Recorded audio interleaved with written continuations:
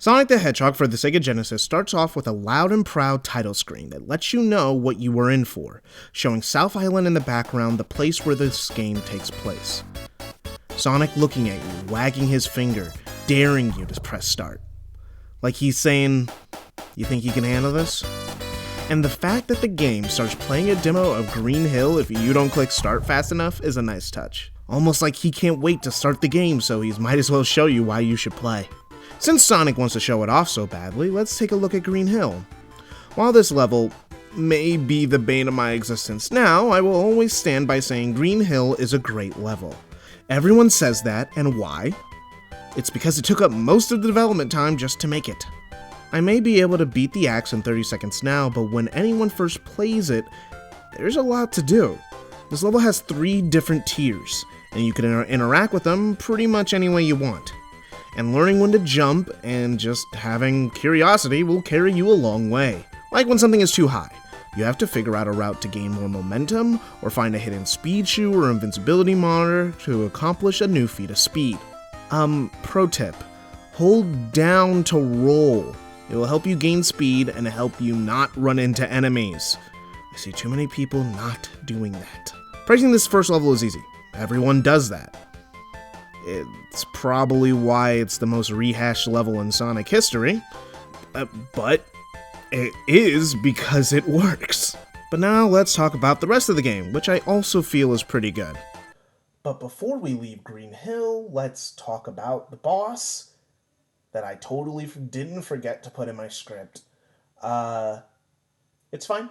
It's a good first boss, get to go from side to side, requires some skill. It will kick your ass if you don't pay attention, so that's always good. Yeah, it's fine. Cool. Marble Zone is objectively different from Green Hill Zone. It is far more linear and makes you wait around a bit too much for my taste, but I feel people are far too hard on it. You see, even though this level is slower, it still has a lot of Sonic DNA here. They have these little caves that are behind walls that can lead to goodies or whole shortcuts. If you were fast enough, you could even skip most of the waiting sections.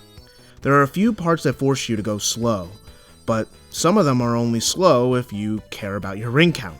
Because you can collect rings after they get knocked out of you in certain areas, you can run on lava to skip platforming. Even though I didn't do that in this playthrough, it is possible. The reason why I can't hate this level is that even though you can do all this platforming stuff slow, you can get into a flow that I find fun. Hell, you even end up running away from lava in this level on a time limit. That's Sonic as hell. But this level does break the cardinal rule of Sonic for me. No platform should take long enough for my idle animation to show.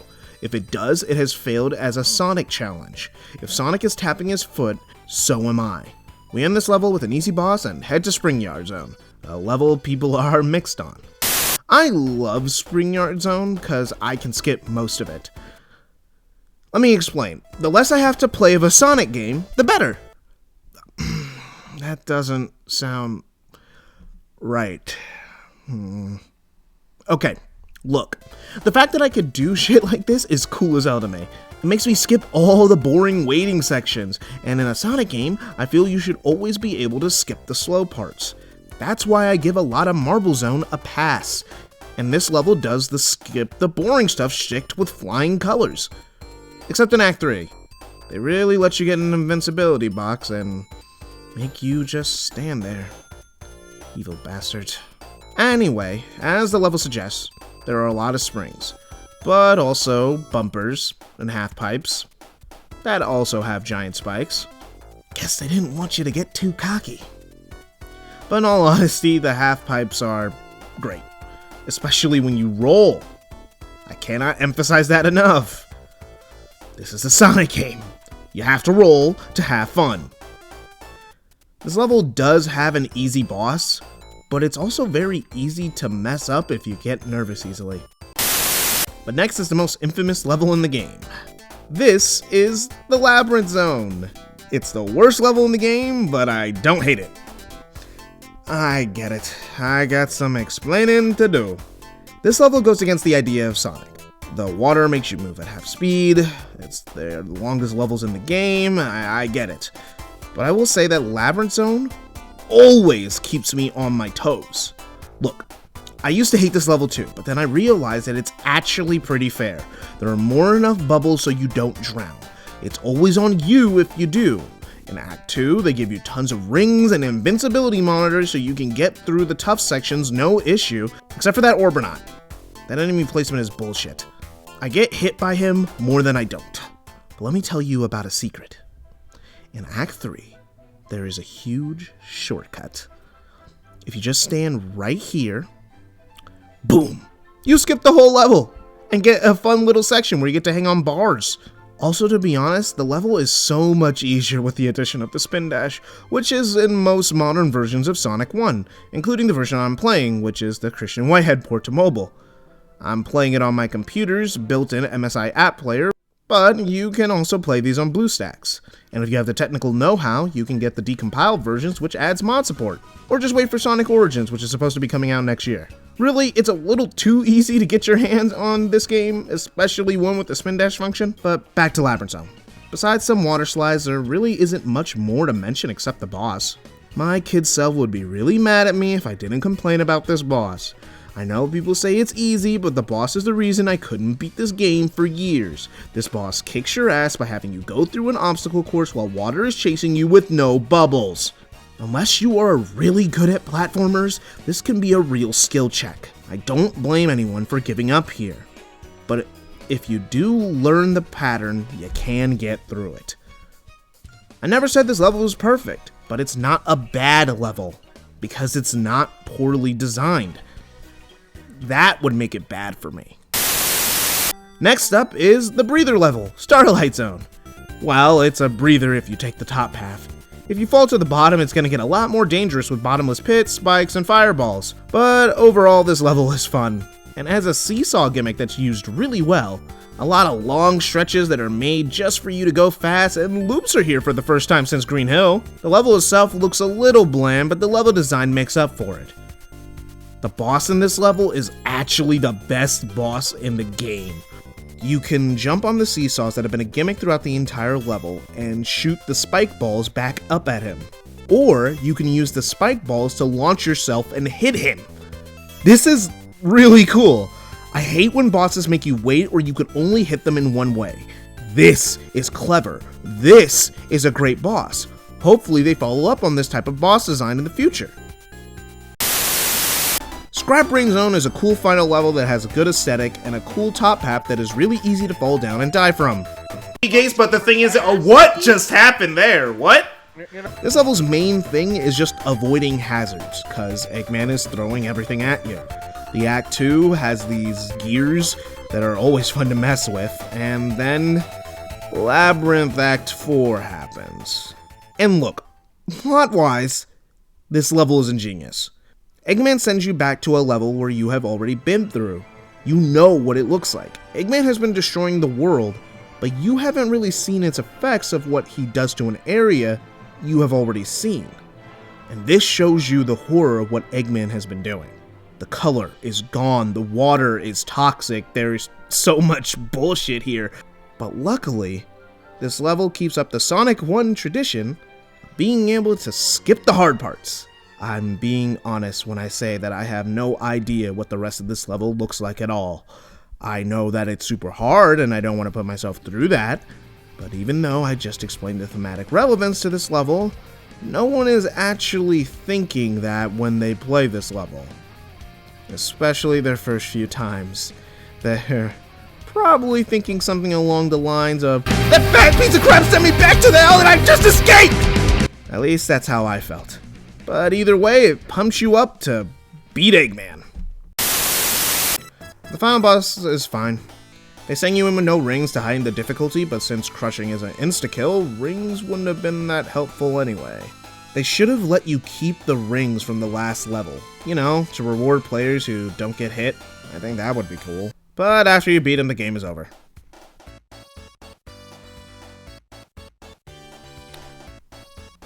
Huh? Oh, yeah. Those things Sonic is using are the Chaos Emeralds. You see, you get them by getting 50 rings in a level, and then jumping into a giant one at the end. You get sent to these trippy mazes where you have to find the Chaos Emeralds. People hate these, but I don't. While there may be occasional bursts of stress, it could be more fun than not. Except if you are Special Stage 3. That level is bullshit. Just hold left when you enter it. It will save you a lot of headache and embarrassment. Also, I don't know why people hate this music. I get it, it's not cool or energetic, but it's a nice, peaceful track. But yeah, let's actually talk about the music. Something that every Sonic fan will tell you is that the music in the Sonic series is great, and that's because it's true. So, while I'm doing this retrospective, I'm also going to use this as a chance to rank the songs in each of the games and the soundtracks. I really like music, okay? So, let's rank some songs. Full disclosure, all these songs are bangers. These are my song rankings. Yeah, take a good look at them. And we could discuss these song placements in the comment section, because I know I may have angered a few people. And obviously, since this is the first game, it has the best soundtrack, because there is no other games yet. But the last thing I'm going to say about the music is that Scrap Brain is underrated. No one gives it as much love as it should get. That is a banger of a track. Sonic 1 is a weird game to look at with the context of future Sonic games. I actually used to not like this game that much. Just 2 years ago, this script looked vastly different. It was initially titled Mixed Emotions the Hedgehog. Yeah, I used to have a beef with this game that I couldn't get over. But then someone told me that Sonic 1 is just Sonic fundamentals. And then the game clicked. It is fundamentals. Finding ways to gain speed, which leads to you exploring, which leads to you finding shortcuts. Almost every level in this game, with a famous annoying bit, is skippable. And to be honest, I kinda like it. This is nowhere near my favorite Sonic game. But hey, it's better than Sonic 2.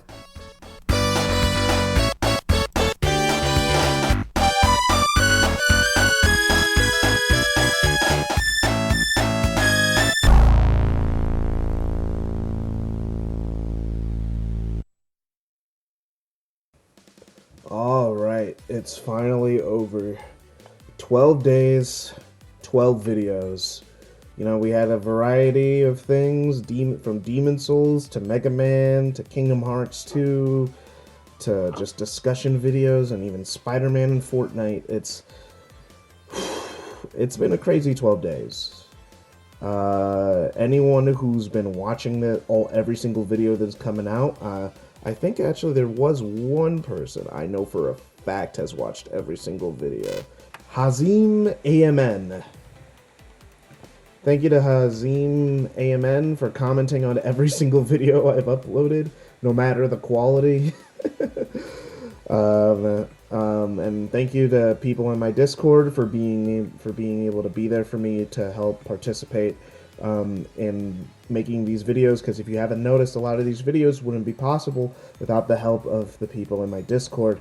It would just be like the Demon Souls video where I talk to myself for a very long period of time, which would make it easier to edit because there would be way more silence, but it would be less funny. I think the Mega Man X videos were actually the best videos that came out of this whole ordeal, and I think also the best games of all time argument was also a good thing. I got to show some Fortnite gameplay, and it's been good. I'm tired. I'm going to take a break. Not a long break. I hope to never take as long as a break as I did between the GT video and now ever again. This is kind of me making up for not uploading for the second half of the year. But I want to get back into the swing of it, but I also don't want to make promises, because I've learned that if I make promises, I'm gonna feel like I'm not living up to a promise that I made, because I know that there are people who watch me. So all I'll say is that I want to do more. I want next year to have more videos uploaded than I had this year. If I could do something, I want to have more written content. And I think that I have a way of being able to accomplish that, but I just need to buckle down and make this my main focus.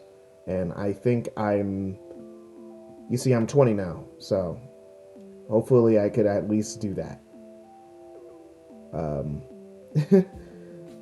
It's 11 o'clock at night. It's Christmas Eve. It's gonna be Christmas in